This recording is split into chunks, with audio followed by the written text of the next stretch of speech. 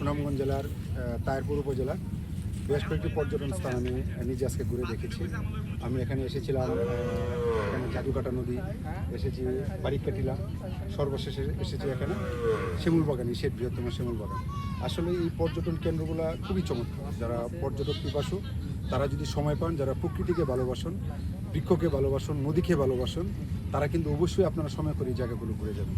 যদি এখানে একটু অবকাঠামোগত রাস্তাগত একটু প্রবলেম আছে, আমি মনে করি ভবিষ্যতে যদি ওই রাস্তাঘাট এবং পর্যটনের যে যোগাযোগ ব্যবস্থাটা যদি চমৎকার হয়, তাহারপর কিন্তু একটি অন্যতম একটি পর্যটন কেন্দ্র হিসেবে পরিচিতি লাভ করবে এবং পর্যটকরা নির্দ্বিধায় এখানে ঘুরে যেতে পারবে।